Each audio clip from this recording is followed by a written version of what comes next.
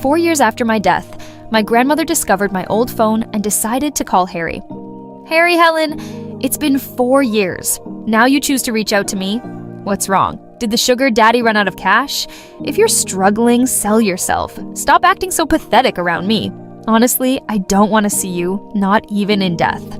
On the other side, my grandmother was taken aback. Her hunched posture made her seem especially lonely. She carefully held the phone and asked, "Harry, did you and Helen argue? I can't find Helen?" After she spoke, her cloudy eyes wandered around the empty room as she softly recalled, "Right, Helen is dead, gone. How could I forget again?" Perhaps unable to leave my grandmother alone, I stayed with her even after my death. Sadly, she developed Alzheimer's and often forgot that I had passed away. This time, she had another episode and wandered to the park, losing her way back home. The stubborn old woman sat on a bench, mumbling to herself, "It's okay if I can't find my way. Helen will realize I'm not home and come looking for me." My spirit stayed by her side, though she wasn't far from home. I couldn't guide her properly because she couldn't hear me. As the sun set, my anxiety as a spirit grew. An elderly woman nearing 80 wouldn't manage well if she spent the night alone in the park. Thankfully, it seemed my grandmother sensed this. She looked around the thinning crowd and finally stood up, approaching someone. She grabbed their arm and asked, "Have you seen my granddaughter Helen?" I knew that once she engaged someone, they would understand her predicament and likely take her to the police station, ensuring her safe return home. Unfortunately, she approached the wrong person. Harry. Harry looked at my grandmother with a hint of impatience. "Where did Helen go? Why are you here alone? It's so late, and she lets an old lady like you stay in the park by herself?" He didn't finish his sentence, perhaps out of some respect for her, but I understood his disdain. He likely wanted to imply that I was seeing someone else. Even after 4 years since my death, his contempt for me hadn't faded. My grandmother, however, didn't grasp his meaning and was genuinely happy to see Harry. "Harry, it's been ages since you last had a meal at my house. Aren't you the one who loves my dumplings the most? Your birthday is tomorrow. Come over for dumplings. Young people should treat each other well. Helen is so talented but tends to keep to herself. When she went out today, she even mentioned getting you a birthday present. She wants to surprise you tomorrow." It turned out my grandmother was stuck in that day. Back then we were deeply in love, much like any passionate couple, and his little mistress hadn't appeared yet. What a shame. Hearing this, Harry smirked mockingly. "Grandma, that's not funny. Helen and I have already broken up. You say she went out to buy me a gift, but I bet she bought something for another man." My grandmother was shocked. "You broke up? Helen never told me. Harry, don't be angry. When Helen comes back, I'll give her a good scolding." The sight of her getting upset was incredibly endearing. I wanted to embrace her and calm her down, but as a spirit, I passed right through her. 4 years on, I still wasn't used to being invisible. Harry laughed even harder, clearly not believing my grandmother. "I told you, we're done. If this is just something Helen made you say, I might forgive it this time. Just don't mention her name around me anymore." At that moment, 2 middle-aged women from the neighborhood approached and noticed my grandmother's confused expression. "Auntie, it's so late. Why aren't you home yet? Did you forget where you live again?" One of the women sighed and shook her head. "It's so sad, this old lady relying on her granddaughter. We didn't realize her granddaughter died 4 years ago, leaving her all alone." Yes, I had passed away 4 years prior. I remembered that birthday when I happily went out to buy Harry a gift, only to see him in a mall with another woman, acting affectionate. In a daze, I left and later received a private message from a stranger on a social media app. Opening it, I saw a selfie of a girl wearing a man's white shirt, lying on a messy white bedsheet in a hotel. Accompanying the photo was a message. "They say little mistresses can't compete with those sent from heaven. Do you think I, as a little mistress, can compete?" I recognized the white shirt. The top button was sewn on by me. I remembered it clearly because the little flower I had added was inspired by an online blogger. Harry didn't mind it and even wore it to important meetings, claiming it symbolized our love. But now, that symbol was on another woman. That's when I realized how cheap love could be. Hearing the women's remarks, Harry's expression hardened. Emotions flickered across his face before he asked incredulously, "What are you saying? Helen is dead?" "You're lying to me, right? Helen must have told you to say that. This woman is so good at sweet talking." The two women were shocked, murmuring while supporting my grandmother. "Who is she? Is she crazy? Who dares to talk about someone's death like that? It's like cursing them." At that moment, my grandmother seemed to remember something. She opened her mouth, her lips trembling, and finally said, "Yes, Helen. Helen is no longer here." Harry stood there, dumbfounded and looking somewhat foolish. Meanwhile, my wandering spirit drifted back home with the two women assisting my grandmother. I felt a sense of relief as my grandmother entered the house, grateful that Harry didn't follow. Perhaps remembering my death made her feel deeply sad. The lonely old lady sat on the sofa, her thin hands gently holding my photo as tears silently streamed down her face. "You were so young. How could you leave before your grandmother?" she whispered. I floated over, wanting to wipe her tears, but I passed right through her. All I could do was weep and comfort her, saying, "Grandma, Helen hasn't left. Helen is right here." Sadly, she couldn't hear me. Just then, the doorbell rang, followed by Harry's voice. "Grandma, open the door! It's me, Harry!" I was startled. No, I couldn't let him in. If he came inside and started going through my things, I couldn't bear to think of the consequences. My grandmother was a bit slow, turning her head slowly upon hearing the doorbell and the call. She seemed to hesitate. Harry's voice came again from outside. "Grandma, just let me in." "Helen," I thought about it calmly. "How could you possibly be dead? It's just a trick to deceive me? I'm here now. What are you pretending for?" "Open the door!" he shouted angrily, followed by forceful doorbell ringing. I was furious. His loud yelling would scare my grandmother.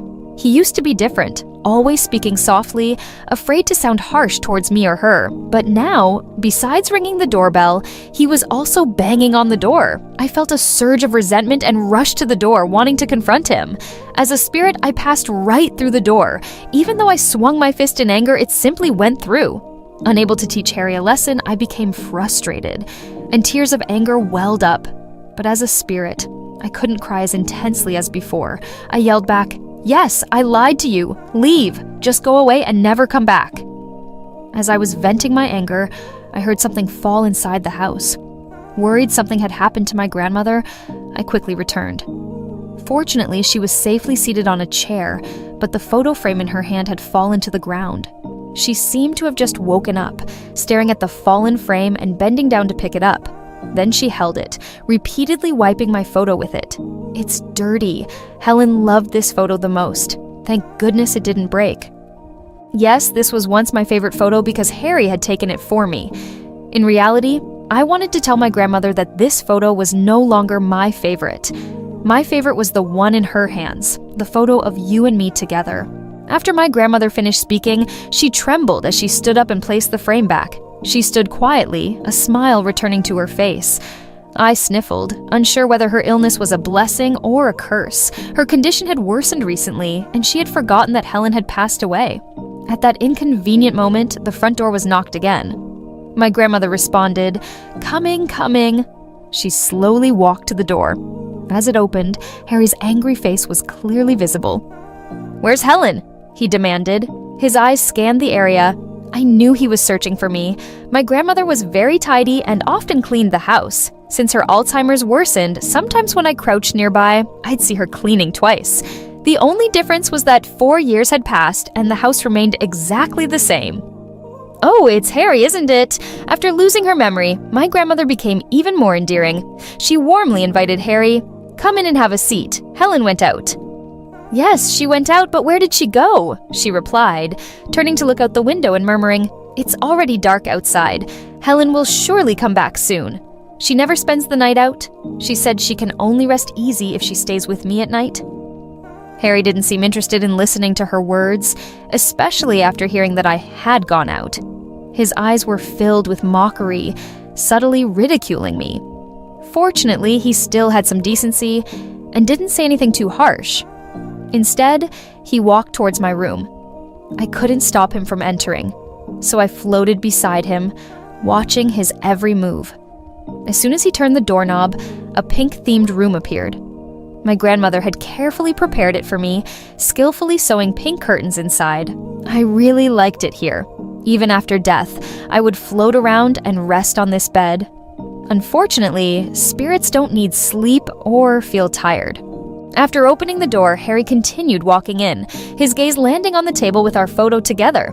A hint of surprise crossed his face, but was quickly replaced by mockery. "Aren't you already with someone else? Why keep this photo to reminisce about how you deceived me so badly in the past?" "Helen, the biggest regret of my life is loving you," he declared. Then he violently opened the photo album, tore the pictures to pieces, and angrily threw them back on the table. I felt hurt, thinking clearly you were the one who betrayed me first. Why are you so upset and angry now? My grandmother stood at the door, holding a glass of juice, and asked dazedly, "Harry, what are you doing?" Her anger made her steps swift as she placed the juice on the counter. Seeing Harry tear apart the photo of him and me, she immediately confronted him. "Harry, you're her boyfriend. How could you do this?" Grandmother knew Harry wouldn't act this way before. He used to be very gentle. His acquaintance with me was purely accidental. He was the heir to the Smith Group, while I was just a newcomer to the workforce. The Smith Company was the aspiration of nearly every recent graduate in City A, offering competitive salaries, excellent benefits, and a prestigious workplace to proudly mention at reunions. I was fortunate enough to secure an internship through campus recruitment. However, the reality of the work environment proved to be far more intricate than I had anticipated. During my initial month, the company hosted a departmental social event. Charlie, the department head, was an alumnus from my high school, and our paths had intersected a few times previously. At the event, he was insistent on having a drink with me and another new female colleague, claiming the gathering was specially organized for the two of us. He even gave my shoulder a pat and leaned in, saying, "Helen, I couldn't decline, so I had to down 2 drinks."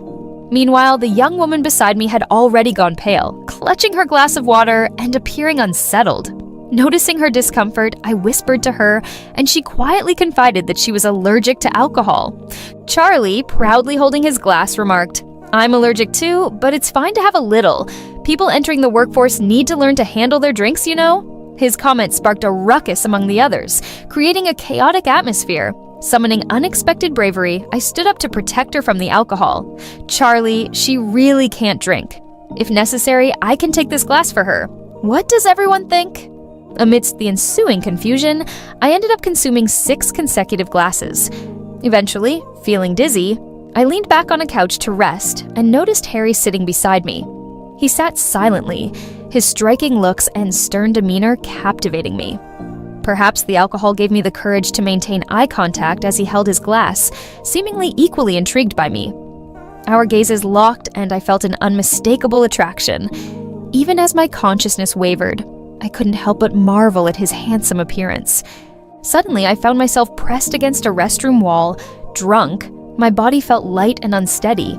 In a daze, I saw Charlie pressing against me, reaching for my pants. Fear jolted me into action, and I began to resist. "Senior, what are you doing?" Charlie's demeanor had shifted from friendly to lecherous. "What am I doing? I want to be close to you. Helen, I like you. You're so beautiful. How could I not be attracted to you? If you go along with me, I'll assign you to the next project and promote you directly to team leader." As Charlie spoke, he leaned in closer. Feeling powerless, I fought back with all my might, refusing to let my life be ruined by his actions. "Let go of me, Charlie. What you're doing is illegal. Help! Someone help!" My voice was barely audible over the surrounding noise. Just as I was about to take desperate action, the commotion outside ceased abruptly. The restroom door was kicked open, and a tall, imposing figure appeared, delivering a powerful punch to Charlie's face. The man then embraced me, and we fled the distressing scene together. Harry, of all people, he was undeniably charming. At that moment, Harry had a serious expression as he watched Grandma nervously tidy up the remaining photos on the table. "Grandma, I'm not her boyfriend anymore. We broke up a while ago. She betrayed me." Grandma paused before responding. "Helen wouldn't betray you. Out of everything she does, most of it is about you. She remembers your favorite foods, and even though she can't cook well, she insists on making something for you." Her voice was cut off by Harry's phone vibrating. I glanced at it and saw the name Maggie on the screen. His brows knitted slightly, and despite the repeated vibrations, he didn't answer immediately. It was somewhat amusing. Men do tend to lose interest quickly once they've had something for a while. Weren't you deeply in love with your mistress before? Now, in this state, who are you trying to impress? After the phone stopped vibrating, Harry seemed about to speak, but instead clenched his phone and left. Curious about whether they had married or what they were discussing, I followed Harry as he left the room and headed towards the door. "Hey!" His voice was as pleasant as ever. In the past, I often closed my eyes and rested against his chest, enjoying the sound of his magnetic voice. It turns out he could be gentle with someone else too. A voice called from the other end of the phone, "Harry, why aren't you here yet?" Without hesitation, Harry replied softly, "I'm on my way." Clearly, he still loved her. Whenever Maggie called, he would rush over. After ending the call, I saw Harry hesitate at the door. Grandma sat in a chair, struggling to understand why Harry, whom I admired so much, had broken up with me. She looked somewhat sorrowful. Harry glanced briefly before shutting the door and walked toward the elevator. As he reached it, I wanted to go back and comfort Grandma. But then I noticed him pulling something from his pocket. Wasn't that my phone, held in his hand? That deceitful thief! When had he stolen my phone? Furious, I lunged towards him, passing through his body. The elevator doors opened and he stepped inside. I angrily perched on his shoulder, shouting loudly, "Harry, I can't believe you have such a habit. This is theft. Don't you realize you should go to the police? I demand you return my phone now or I'll curse you to death. Do you understand that you're a thief?" Despite my yelling, he didn't hear me. Instead, he placed the phone back in his pocket and casually left the building, getting into a Maybach parked at the entrance. I was most concerned about the phone's contents. Even though I didn't want to see any affectionate messages, I had to follow him and get into the car. The destination wasn't his home. It was a hotel. Seeing the familiar location triggered a sharp pain in my body. Why here? Why did they choose the hotel where we used to stay as their meeting spot? It was also the same place where he was supposed to propose to me. Watching him exit the car, I loudly questioned, "Harry, aren't you ashamed? Can't you pick another place?" Only when I floated inside did I realize they weren't on a date but an engagement. Maggie was dressed in a light blue fishtail gown resembling a fairy tale princess. It seemed fairy tales were all lies. The princess and prince were the perfect match. Maggie greeted him cheerfully. "Harry, where have you been? I couldn't find you anywhere." The Maggie before me beamed brightly, her voice gentle and soft, unlike how she used to speak to me. As she reached out to hold Harry's arm, I thought that after all these years and now being no longer human, I should be more understanding. However, seeing Maggie's affectionate gesture made me feel disgusted. I wasn't sure if Harry did it on purpose, but when Maggie extended her hand, he took a step back, avoiding her touch, and instead moved toward his parents. "Dad, Mom!" Maggie's hand missed its mark, and a flash of anger crossed her eyes before she quickly withdrew her hand, looking embarrassed. Suddenly, she glanced in my direction and muttered through gritted teeth, "Helen, it's all your fault, you damn woman. Are you still sticking around after all these years?" I was stunned. Could Maggie see me? I waved my hand in front of her eyes, but fortunately, she couldn't see me. Maggie took a deep breath to compose herself, then smiled again and turned to walk towards Harry's parents. Harry, however, turned around and softly said, "Not all the guests have arrived yet. I'll be in the restroom for a moment. You stay here and keep my parents company." Just by mentioning his parents, Maggie's eyes softened with a smile. She gently replied, "Okay." I didn't have time to focus on their small talk because I saw Harry gripping his phone and heading swiftly toward the restroom. He wasn't heading to the restroom, he had other plans. Sure enough, Harry reached the hallway corner, took out my phone, and tried to turn it on. My heart raced, knowing I couldn't take the phone back. I clenched my fists and watched his actions intently. The phone screen lit up, but just as I was tense, it flickered and went dark again. He attempted to turn it on once more, but the screen remained blank. It had been over a year since Grandma last charged it, and the recent flicker suggested it might be broken. Nevertheless, Harry took out his own phone and dialed a number.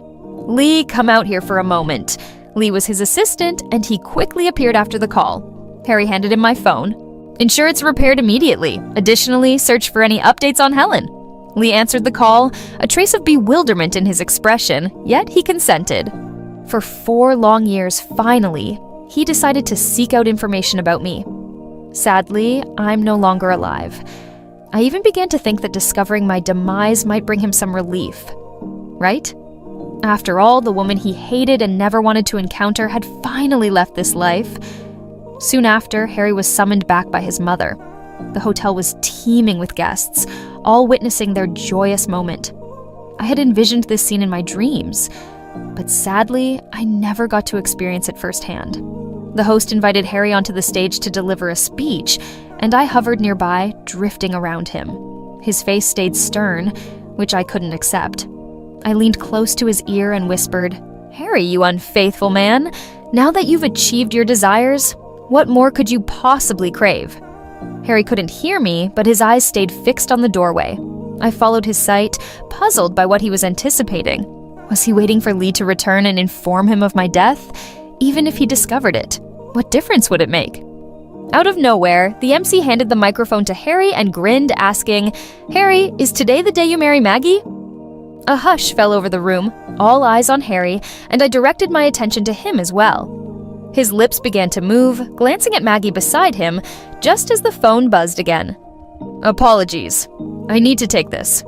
The call connected, and I drifted closer, hearing Lee's voice through the speaker. "Harry, Helen may have passed away 4 years ago. There was a drowning incident back then, and evidence points to Helen likely being the driver. However, the police found nothing after a 2-week search, and since Helen's only relative was her elderly grandmother, they gave up." Lee spoke softly, audible only to Harry and me. I saw Harry's complexion turn ashen, and his hand shook as he ended the call, opening Lee's message. It revealed the news of my drowning 4 years prior. Although the report didn't specify who drowned, anyone paying attention to the date of my disappearance could deduce it was me. I moved closer, attempting to tousle his hair playfully, and teased, "See, they say I'm dead, and you still don't believe it. Oh, Harry, why are you unchanged? No matter what I say, you never trust me." The moment the words left my mouth, Harry coughed up blood. Bright red blood splattered the red carpet, vanishing instantly. Panic erupted among the guests, and even Maggie was taken aback. Harry, having just expelled blood, collapsed to the floor. "Harry!" I yelled, rushing to support him, but my body passed right through his as he fell lifelessly. Chaos ensued. Harry's parents were equally shocked, and a few quick-thinking individuals lifted him into a car and sped him to the hospital. Unsure of what to do next, I floated into the vehicle and settled on Harry's chest, watching him closely. "Harry, didn't you say that even if I died, you wouldn't overlook me?" When Harry regained consciousness, I was drifting around the room. The VIP ward differed from a standard one. It was spacious enough for me to perform somersaults effortlessly. Seeing Harry awake, his parents hurried in, followed by Maggie. His mother asked with worry, "Harry, what happened? Have you been overworking yourself?" Harry smiled and replied, "Mom, I'm okay. You all can go now. I need some quiet time." Maggie began to speak but ended up leaving with Harry's parents. The room fell silent once more. Suddenly, Harry pulled back the covers and struggled to make his way to the bathroom. Initially, I wanted to follow, but decided it might be intrusive. However, strange noises emanated from the bathroom, piquing my curiosity.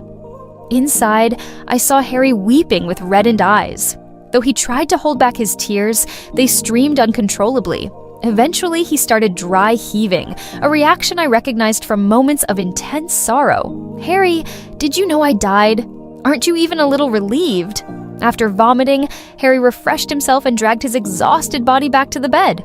For some reason, he fell asleep, and I, lying beside him, also drifted into slumber. Maggie's voice awakened me. She continued to speak softly, showing concern. Harry responded briefly, and soon Lee entered the room. Upon seeing Lee, Harry requested, "Take me to where the accident happened. Arrange everything. I need to uncover the truth about that car crash." Maggie's eyes flashed with a hint of fear upon hearing his request, though only fleetingly. I noticed it. Regarding my drowning, my memories are hazy, perhaps because I'm now a spirit. I've only recently begun recalling fragments of my time with Harry. Harry and Lee departed, and I saw Maggie quickly make a phone call, looking rather odd. So, I followed as I floated out. "Did you handle it as I instructed? It's been 4 years. But you know, once Harry starts investigating, the truth can't be concealed. Are you certain you didn't slip up?" "But what's happening now? All these years, I've tried my best to stop him from discovering that the damn woman is dead, yet he found out. I suddenly realized the damned woman Maggie referred to was me. Fury surged through me, ready to lash out. "You're the damn woman! Does this mean my death wasn't accidental but a deliberate plot by Maggie? How dare she commit murder?" I angrily surged toward Maggie repeatedly, but only passed through her. Exhausted from the futile attempts, I decided to follow Harry, eager to visit the place of my death. After all, my body was still missing. As I entered Harry's car, I saw Lee handing him the fixed phone. Perfect timing. Today, I experienced it firsthand with a heart as cold as ashes. I watched Harry unlock my phone by entering the password correctly. His birthday. If only I hadn't died so abruptly and had the chance to change it, I might have prevented his success. Soon he stumbled upon my private messages on social media, discovering Maggie's taunts and the photos she sent me. I floated directly in front of him and berated, "You despicable man! Do you see now? You betrayed me, not the other way around. You were unfaithful. Ugh, how disgusting." After reading the messages, Harry's hands shook uncontrollably. Finally, he closed his eyes in torment and cried, "Helen, why didn't you tell me earlier? It's all my fault. It's all my fault." Yes, it was entirely his fault. In reality, I confronted him earlier. The day after Maggie sent me the photos, I went to his office and demanded, "Harry, did you sleep with Maggie?" But Harry abruptly changed his demeanor, sneering at me. "So what if I did, Helen? Who do you think you are? Why should I inform you? Don't think I'm unaware of your actions behind my back. Listen carefully, Helen. I, Harry, never loved you." He had declared his love for me just the day before, and now he was denying everything while embracing another woman. I watched in disbelief, unable to comprehend what I was hearing. Later, Maggie looked down at me with a mocking smile and said, "Helen, let me reveal the truth. You were merely a placeholder for Harry's emotions. Now that his real girlfriend is back, you, the substitute, better disappear as far as you can."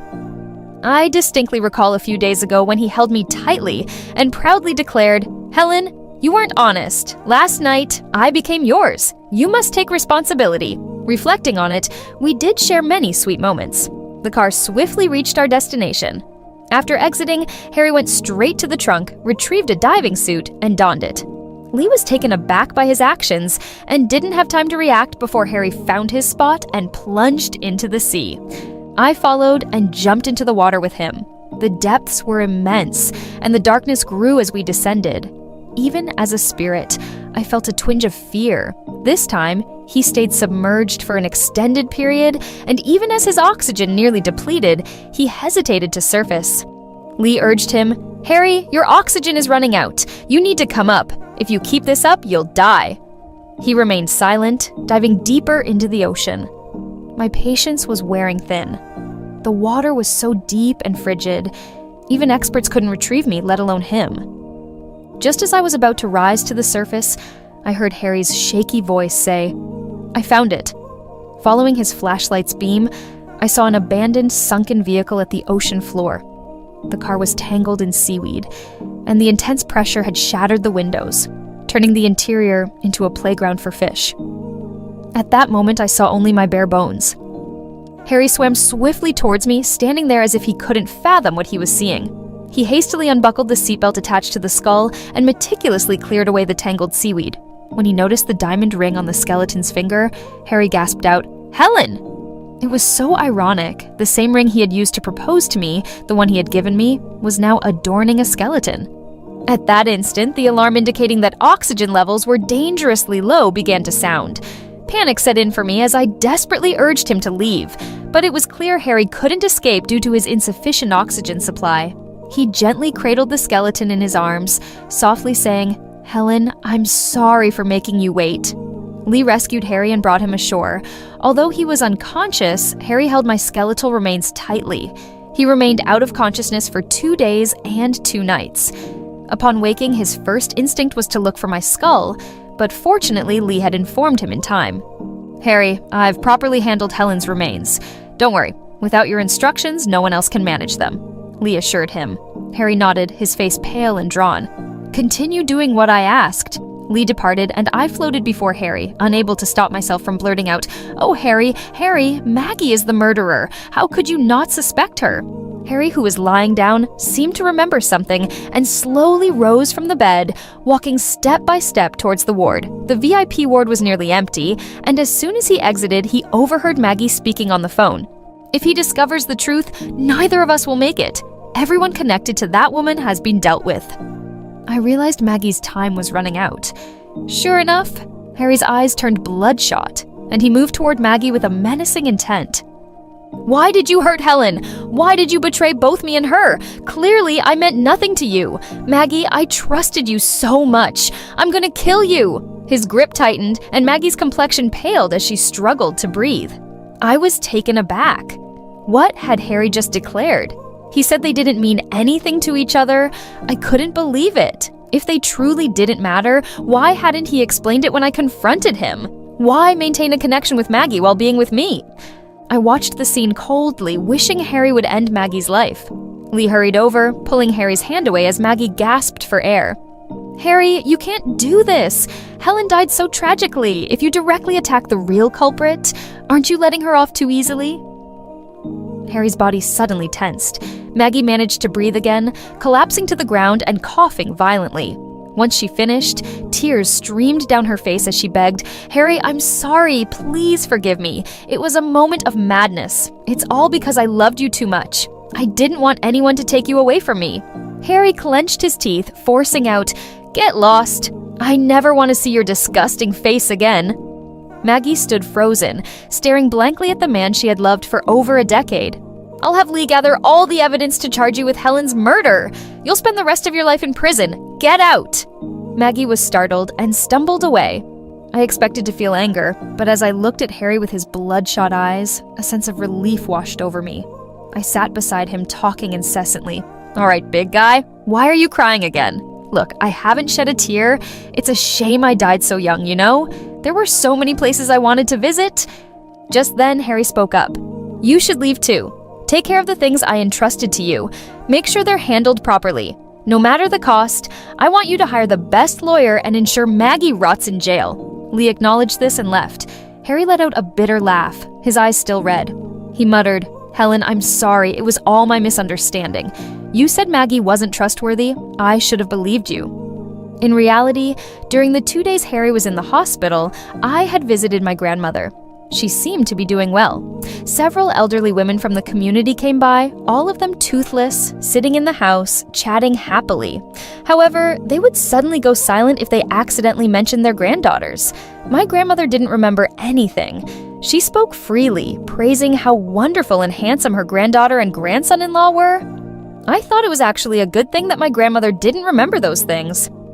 When I returned to the hospital, Harry was packing his belongings. He placed his phone on the bedside table, removed his valuables, and then took my phone and a letter from an unknown place. He avoided the hospital's surveillance and headed to the basement garage. I didn't know what he was planning, but I had a bad feeling about it. Seeing him sit expressionlessly in the driver's seat, I immediately followed and sat inside. I shouted, Harry, where are you going? Why didn't you bring your phone or valuables? He didn't hear me and simply pressed the gas pedal, driving away. I felt anxious watching him accelerate recklessly toward the coastal highway. Even though the car played my favorite song, it couldn't calm my nerves. Was this foolish man planning to sacrifice himself for love? Just as I feared Harry would drive the car into the sea, he stopped. I touched my chest, which no longer beat, and sighed deeply. You idiot! You scared me! I thought you were going to jump into the ocean! Harry closed his eyes, took a deep breath, and then lit a lighter, igniting the envelope on the passenger seat. Helen, I'm sorry. Helen, are you beside me? If souls really exist, please accept my letter. Flames began to rise, and a letter appeared in my hand with "To Helen" written on it. Helen, I'm sorry for addressing you this way, but I truly don't know what else to do. I was so foolish. You've been gone for 4 years, yet I still believed you were alive. It was my stupidity. Only now do I realize Maggie deceived me with just a few photos. I had no idea she would send you such photos and messages behind the scenes. Helen, I swear I never touched her. It was always you from the start, and you were never a substitute for anyone, especially not her. You are simply you. Remember when you asked why I chose you and when I began to develop feelings for you? I'll tell you now. It was because you risked your own safety to protect others. It was both foolish and adorable. And that's when my heart began to flutter. Do you know, Helen, I found your secret diary on your phone. It contained every little detail about us. Our first date, our first kiss, and even our first... Helen, Grandma was right. You are a kind-hearted and thoughtful girl, and I have let you down. I saw your last message on social media. Harry, if I really die, what about you? Will you die with me? Now I can tell you I will, Helen. Please wait for me. The secret diary was indeed where I kept my journal. Everything inside visible only to me. In just a few hundred words, I spent a long time reading. When I finally came back to reality, I heard the sound of Harry pressing the gas pedal. The front of the Maybach faced the sea, and I knew exactly what he intended to do. Harry, are you insane? I don't want you to die for love. Promise me you'll live. Can you hear me? But he couldn't hear my cries. At that moment, the car sped toward the sea. Memories flooded back as if I were reliving the day we plunged into the ocean. Countless waves engulfed me, burning my nose, throat, and lungs with pain. Death wasn't frightening. The process of dying was terrifying. I watched as the seawater gradually submerged the Maybach and jumped into the sea without hesitation. Even though I knew jumping wouldn't change anything, I still plunged in, watching Harry close his eyes as water surrounded him. I climbed into the car and looked at him with closed eyes. Wasn't this the sharp and handsome man I once loved deeply? But now he was about to die too. The sea was incredibly deep, and I sank deeper with Harry. Just as I felt utterly desolate, a voice came from behind me. Helen, is that really you? I turned around and saw Harry floating outside the car window. Looking back at the other Harry still inside, I realized the one outside was his spirit. It's me, Harry. He looked at me, his face filled with joy. Helen, can you take me away? Take him away? Of course I can't. I shook my head. No, you can't die, Harry. You have to hold on. They will come to rescue you soon. Harry, I'm gone. I can't look after Grandma anymore. If you survive, please take care of her for me, all right? She's the only person I truly care about in this world. I spoke these words and then hesitated. It felt like I had neglected someone else important. Besides Grandma, someone very dear to me. But who could she be? My memory fails me completely. Harry gave a sorrowful smile and responded, What about me? You, Harry, still have people who love you and whom you love. Begin your life anew. I thought I heard a voice, and then the Maybach was lifted by an unseen force. Someone found Harry, who had plunged into the sea. I realized he was returning. Harry was rescued. Shortly after, he and the car were pulled out. An invisible force drew him back. I smiled and waved at him. Please, take care of Grandma. Absolutely. I tried to leave him with the most beautiful memory of me. When Harry regained consciousness, I was still beside him. As soon as his eyes opened, they welled up with tears. Unfortunately, with the oxygen tube still in place, he couldn't speak at that moment. He could only move his eyes to look at Lee. Lee understood his silent plea and leaned closer, took out his phone, and held it up. Harry typed 2 words. Grandma. He remembered his promise to help care for my grandma.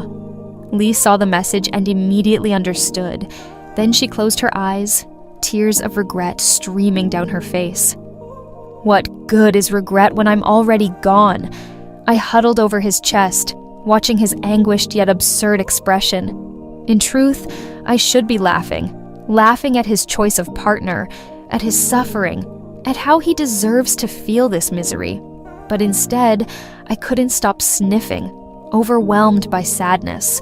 I returned to staying by Grandma's side. Harry kept his promise. He found the best caregiver for Grandma, and even Lee would keep her company and converse with her.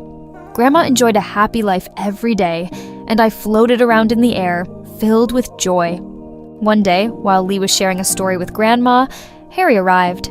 Seeing Harry, Grandma suddenly asked, Young man, are you a friend of Helen's? You're quite handsome, a perfect match for my Helen.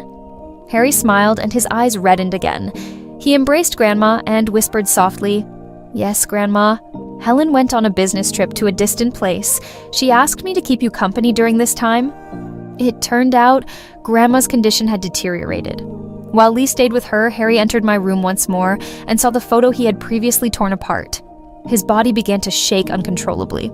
Fortunately, Lee noticed in time and supported him. Harry waved his hand and said, "I'm okay." Then he pushed Lee's hand away and took small steps into my room, desperately trying to reassemble the photo he had destroyed before. Later, he discovered my diary in a drawer. When he opened it, he saw his name written on every page. Harry broke down again because in the diary, I had written things like, "Harry, we're meant to be together forever. Harry, you promised to love me for a lifetime. Harry, how could you be with someone else while being with me? Harry, will you only be happy when I'm gone?" These were the questions that once troubled me, but now I understand the answers. Thanks to Harry's unwavering care, Grandma lived a joyful life. I continued to stay by her side, watching over her lovingly. One day, unexpectedly, Grandma grabbed Harry's hand and looked at him, saying, "Helen gave birth to a daughter for you." She even pulled out an ultrasound report that had been buried in a box and handed it to him. Harry froze, trembling, and asked in a shaky voice, "We have a daughter? Grandma, where is she now?" But no matter how he inquired, Grandma had no information. At that moment, a buzzing filled my mind. I recalled the most important person I had forgotten. Besides Grandma, it was our daughter. It was his birthday that day. And besides giving him a gift, I had planned to tell him about my pregnancy. But the next day, we broke up. The child I hadn't intended to keep, but thinking of it as a little life, I reluctantly gave birth to her. I didn't realize she was only a few months old when this happened. After my death, Grandma became seriously ill, and the elderly woman burdened with a baby couldn't care for her properly. In the end, the community decided to place the child in an orphanage. I lost those memories and have no idea which orphanage the child was sent to. I saw Maggie being imprisoned, sentenced to life without parole. I know this happened because of Harry's relentless efforts. Maggie can't die, and she can't be released. I also saw Harry keeping my body near a tombstone engraved with "Beloved Wife Helen." After 3 years in prison, Maggie suddenly requested to see Harry, claiming she had information he needed. Although Harry didn't want to see her, he feared missing any news about our daughter, so he agreed to meet. Maggie looked at him through the glass with a strange smile and said, "Harry, I thought I'd never see you again. I still don't understand what she had that I didn't." Harry's patience had worn thin, and he replied coldly, "What about the news you mentioned? If it's just empty talk, there's no need to say anything." Perhaps fearing that Harry might actually leave, Maggie suddenly said, "I know you still have a child." Harry clenched his fist tightly. "Tell me where the child is. What have you done to our child?" Maggie laughed as if she had lost her mind, muttering to herself, "I had everything. I just wanted a man. Why did she have to interfere? Why did she have to get pregnant with your child? I could have spared her, but she had to bury your child, so she deserved to die. I really shouldn't have shown mercy back then, spared that old lady and the child." I knew Maggie had completely lost her sanity, becoming obsessed with Harry. While Harry wanted to continue questioning her, Maggie suddenly coughed up blood. Seeing her condition, Harry frowned and asked, "Maggie, what did you swallow?" Despite the pain, Maggie still smiled and said, "Poison. I can't be released in this life, but getting them to give me a little poison? How could that be impossible? Harry, I want you to live with regret and loneliness until you die." Maggie died, and the trail to our daughter was lost once more. In the days that followed, Harry continued searching for our daughter, but it seemed like fate was mocking him. Even until Grandma peacefully passed away at 80, he still couldn't find her. The only information he received was that our daughter had been adopted by a wealthy family. Fortunately, Grandma enjoyed a happy life in her final 20 years, and until her last moments, her face was always smiling.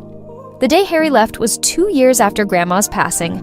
The middle-aged man, not even 50 yet, had a head full of silver hair. As his life neared its end, he gazed into the distance, filled with anticipation, whispering words no one could understand. "Helen, will you come to take me? Helen, why haven't you appeared in my dreams for the past 20 years? He reached out, grasping at the empty space before him, but at that moment he saw a girl who looked almost identical to Helen. Harry smiled. "Helen, is that you? I knew it. You've come to take me away." However, the girl approached him, gently shaking him with concern etched on her face. Grandpa, what happened to you? Hold on! I'll call an ambulance for you right now!" In his final moments of consciousness, Harry couldn't tell if the person before him was truly Helen or their long-lost daughter. But one thing was certain: he had hurt her deeply, and it was unlikely she would ever come to see him again, not even in death.